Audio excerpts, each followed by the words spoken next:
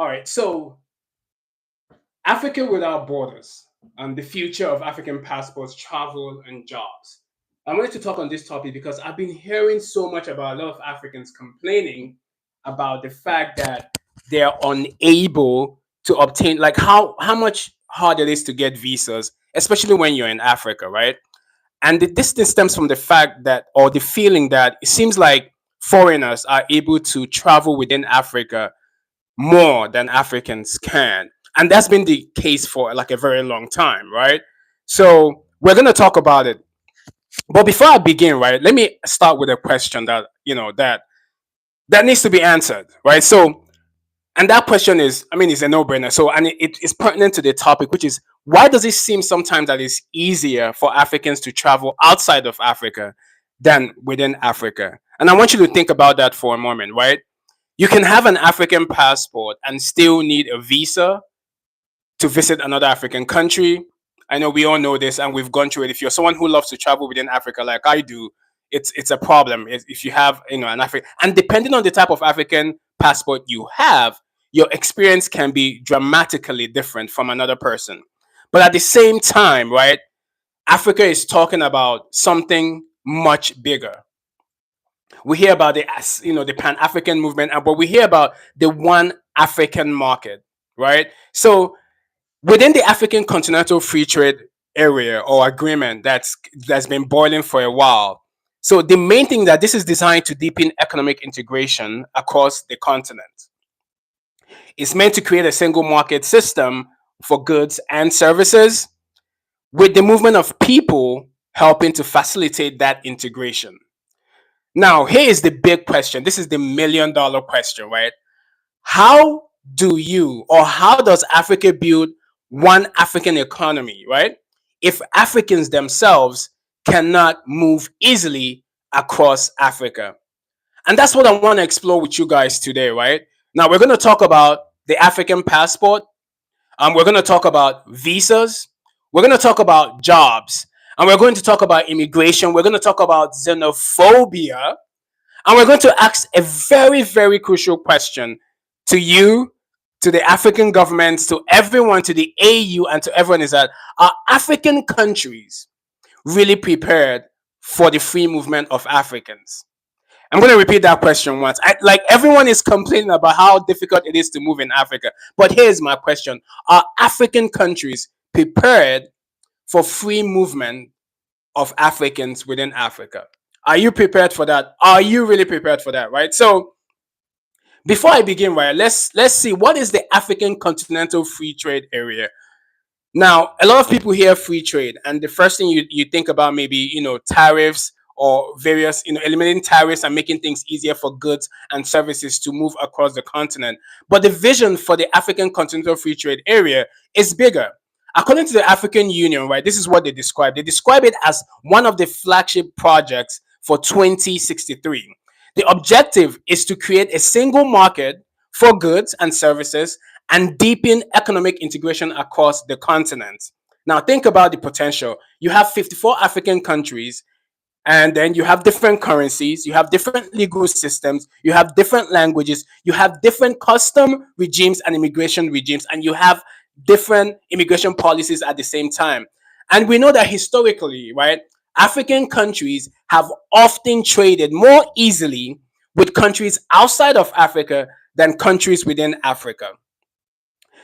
So this continental free trade area is meant to help change that. Imagine, Nigerian companies selling in Ghana, Kenyan technology in other African countries. And that is what is meant to facilitate the movement of goods, services, establishment within all the African countries, right? That's the economic vision of this. But there's a problem. If you're someone who, knows about trade and knows about the movement of goods and services, you're going to sense this problem, right? We know that businesses don't move by themselves. Something makes businesses move. What is that? When goods and services move, what accompanies them? People, right? Entrepreneurs move, engineers move, doctors move, students move, workers move, etc., etc., etc. So this brings us to the African passport. Now, the African Union has already envisioned an African passport. If you watch my channel, you will know that I have talked about the African passport a while ago. Now, the AU launched a flagship passport in 2016 and it was incorporated.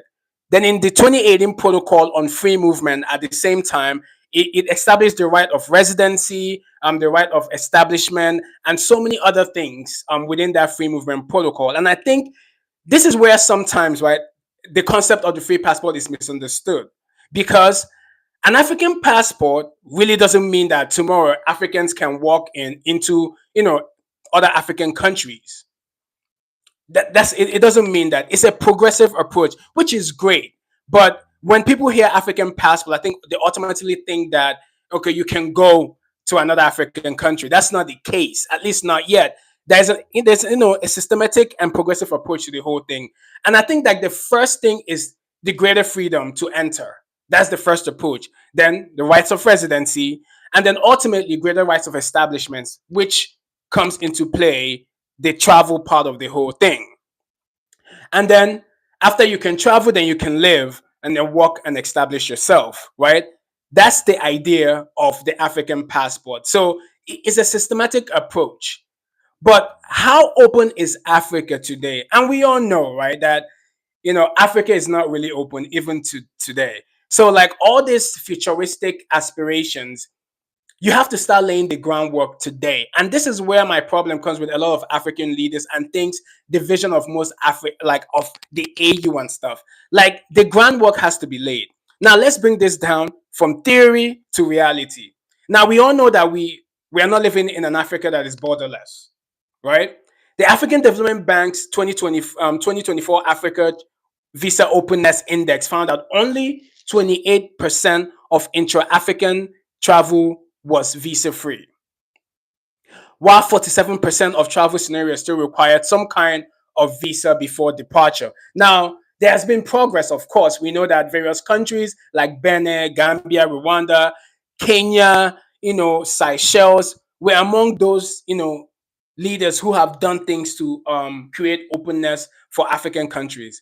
Now, an African passport does not give every African the same freedom to travel around Africa. And that creates a contradiction, right? If the goal is to build an integrated African economy, why maintain significant barriers to the movement of Africans? That's my question with the African passport. Now, let's bring it a little bit back down now. So, why are countries afraid of free movement? Why are African countries specifically afraid of free movement? Because we are all talking about, hey, Africans should be able to move around Africa free. Yes, it's a great idea. But there are more nuances to this thing, and we need to talk about it more. And then it begs the question, which is why are African countries afraid of free movement? Why are the governments afraid of this? Now, let's be fair, right?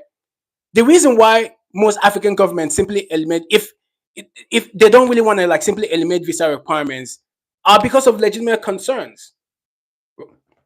And if you're somebody who is not aware of these things, you're just going to say, oh, they don't want people to travel, but there are real concerns. And we all know this: security, terrorism, border management, illegal migration. Like we know this, and the list goes on and on and on. Now, imagine you're the president of a country. And this is where I give African countries sometimes, I give the president some leeway. And if you're a country and you're facing high unemployment, then you hear we want free movement across Africa. Your immediate question would be, what happens to the jobs of the citizens of the country? I know your mind is going somewhere right now, and that's where I'm going to, but let's just keep it going, right? So, if you're a president and you ask that question, it's not an unreasonable question to ask, because free movement doesn't only mean tourists; it potentially means workers, and that changes everything, right? So, and that brings us to the jobs question. Let's say a country like Nigeria fully embraces continental free movement. A Ghanaian or a Nigerian can move or travel between Ghana and Nigeria, which happens now. So, and then a Kenya can go to Rwanda, Rwanda to Kenya, etc., Senegal, Cote d'Ivoire, all that stuff. You don't necessarily have to look only for jobs in your own country if that becomes the case. So a Nigerian graduate, if there's free movement of people, can say, you know what, I'm not finding jobs in Nigeria. I'm going to apply for a job in Ghana or in Kenya or whatever, right? So you could potentially begin to look across continents for job. That's transformational. And again, I support that, and that should be the case. But it creates competition, if we're to be honest, right? And then this is where a lot of African governments are going to have a very difficult conversation. And this is where what we should be talking about, because how do you protect local workers without creating anti-African immigration policies? Because there's a difference between let's train and employ our citizens and foreign Africans are taking our jobs. Those are not necessarily the same argument, right? So now this brings us to where I think all of us are thinking of, and that is South Africa, because South Africa is a perfect case study for the premise I just laid out, right? So if we're trying to understand, the whole visa-free Africa thing and free movement of people thing and stuff like that, South Africa is like a major case study, right? Because why? South Africa has one of the largest economies in Africa. It attracts a lot of workers, entrepreneurs, migrants, etc. So many things, right? You have a South African that is going to say, and this is happening right now, we all know this, right? Our people are unemployed. Why are foreigners getting our jobs? And then you have migrants saying, we came here, we're opening jobs, there's more economic opportunities, and we are contributing to the economy. Now, imagine taking that debate, right, and multiplying it across every other country on the continent. That's what makes the free movement question so complicated. Because you're not only going to have what's happening in South Africa, you're going to have it in every country in Africa. And that is the reality of the case. Because now South Africa, and that is why in my post about South Africa, I mentioned that South Africa has taken the lead on something that is much, much bigger than itself. And when I said that, a lot of people questioned and said, why am I saying that South Africa are like the forerunners?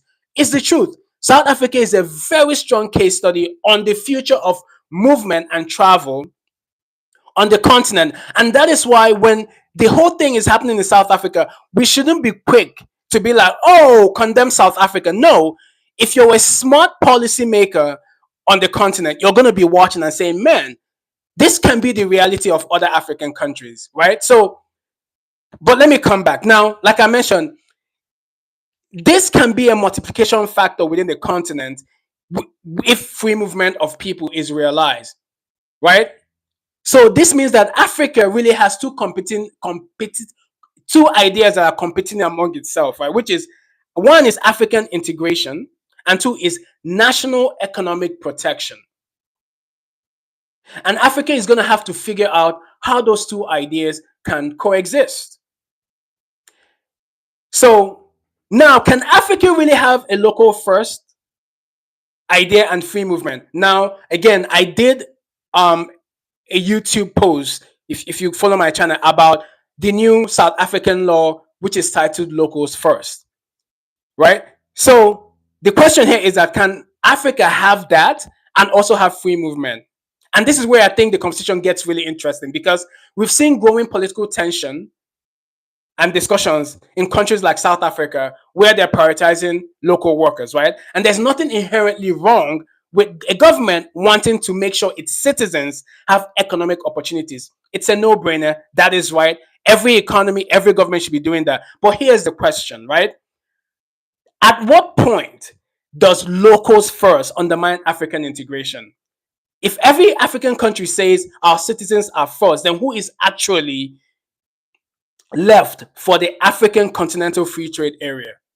If every African country is like, hey, we want our locals first, who is left? No one is left to integrate the whole Africa, because the whole idea of continental free market is that the economy, the activity doesn't stop at national borders.